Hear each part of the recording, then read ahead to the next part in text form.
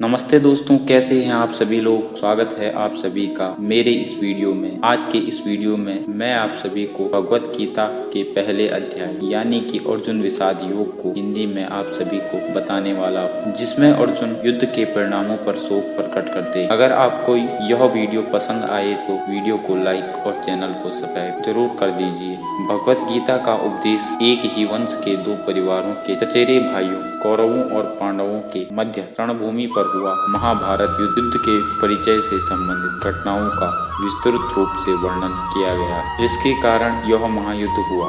भगवत गीता का प्रकटीकरण राजा धृतराष्ट्र और उनके मंत्री संजय के बीच हुए वार्तालाप से आरंभ होता है। क्योंकि धृतराष्ट्र नेत्रहीन थे, इसलिए वह व्यक्तिगत रूप से युद्ध में उपस्थित नहीं हो सकते थे। अतः संजय उसे युद्ध भूमि पर घट रही घटनाओं का पूर्ण संजीव विवरण सुना रहे थे। संजय महाभारत के प्रख्यात रचयिता वेद व्यास का शिष्य था। ऋषि वेद व्यास ऐसी चमत्कारी शक्तियों से संपन्न थे जिससे वह दूर दूर तक घट रही घटनाओं को प्रत्यक्ष रूप से देखने में समर्थ थे। अपने गुरु की अनुकंपा से संजय ने भी दूरदृष्टि की दिव्य चमत्कारी शक्तियां प्राप्त की थी। इस प्रकार से वह युद्ध भूमि में घटित सभी घटनाओं को दूर से देख सकता था। तो चलिए शुरू करते हैं गीता के श्लोकों का आपको बताना। अब मैं आपको धृतराष्ट्र और संजय के बीच हुई वार्तालाप को आप सभी बताने वाला हूँ। धृतराष्ट्र पूछते हैं संजय से, हे संजय, कुरुक्षेत्र की पवित्र भूमि पर युद्ध करने की इच्छा से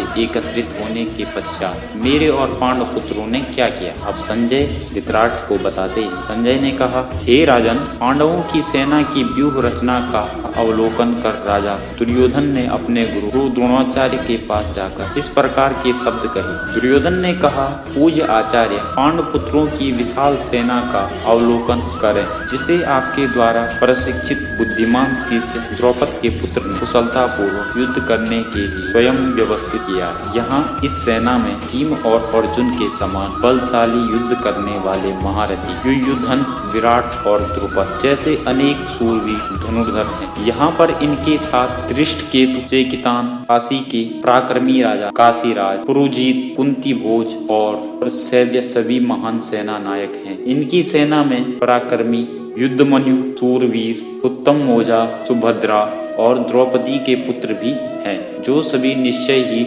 महान शक्तिशाली योद्धा हैं। हे ब्रह्मांड श्रेष्ठ, हमारे पक्ष की ओर से उन सेना नायकों के संबंध में भी सुनिए, जो सेना को संचालित करने में विशेष रूप से निपुण हैं। अब मैं आपके समक्ष उनका वर्णन करता हूँ। इस सेना में सदा विजयी रहने वाले आपके समान भीष्म, कर्ण, कृपाचार्य, अश्वत्थामा, विकर्ण, सोमदत्त का पुत्र भूरिश्रवा आदि महान पराक्रमी योद्धा जो युद्ध में सदा विजेता रहते हैं। यहाँ हमारे पक्ष में अन्य अनेक महान योद्धा भी हैं, जो मेरे लिए अपने जीवन का बलिदान करने के लिए तत्पर हैं। वे युद्ध कौशल में पूर्णतः निपुण और विविध प्रकार के शस्त्रों से सुसज्जित हैं। हमारी शक्ति असीमित है और हम सब महान सेना नायक भीष्म पितामह के नेतृत्व में पूरी तरह से सुरक्षित हैं, जबकि पांडवों की सेना की सब भीम द्वारा भली भांति रक्षित होने के पश्चात भी सीमित है। अंत में कौरव सेना के सभी योद्धा गणों से भी आग्रह करता हूँ कि सब अपने मोर्चे पर अडिग रहते हुए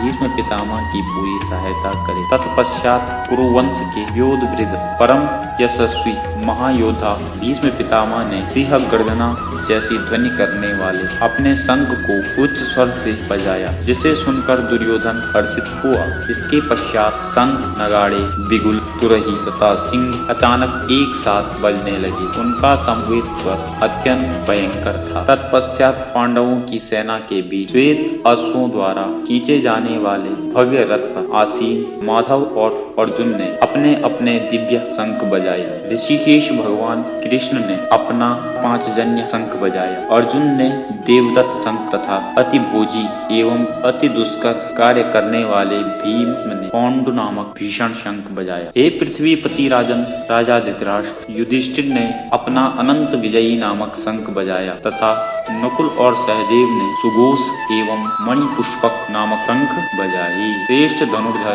काशीराज, महायोद्धा शिखंडी, धृष्टद्युम्न, विराट, अजय सत्यकी, द्रौपदी के 5 पुत्र तथा सुभद्रा के महाबलशाली पुत्र वीर अभिमन्यु आज सबने अपने अपने अलग अलग शंख बजाई। हे धृतराष्ट्र, इन शंखों से उत्पन्न ध्वनि द्वारा आकाश और धरती के बीच हुई गर्जना ने आपके पुत्र के हृदयों को विदीर्ण कर दिया। उस समय हनुमान के चिन्ह की ध्वजा गले रथ पर आसीन पांडुपुत्र अर्जुन अपना धनुष उठाकर बाण चलाने के लिए उद्यत दिखाई दिया। हे राजन, आपके पुत्रों को अपने विरुद्ध अपने व्यूह रचना में खड़े देखकर अर्जुन ने श्री कृष्ण से यह वचन कहे। अर्जुन ने कहा, हे अच्युत, मेरा रथ दोनों सेनाओं के बीच खड़ा करने की कृपा करें, ताकि मैं यहाँ एकत्रित हुए युद्ध करने की इच्छा रखने वाले योद्धाओं जिनके साथ मुझे इस महासंग्राम में युद्ध करना है को देख सकूं। मैं उन लोगों को देखने का इच्छुक हूँ जो यहाँ पर धृतराष्ट्र के दुष्चरित्र पुत्रों को प्रसन्न करने की इच्छा से युद्ध लड़ने के लिए एकत्रित हुए हैं। दोस्तों, यह वीडियो रखते हैं इतना ही। आपसे मिलेंगे भगवत गीता के भाग 2 में। तब तक के लिए मैं लेना चाहूंगा अलविदा। मिलते हैं आपसे जल्दी अगली वीडियो में। तब तक के लिए राधे राधे।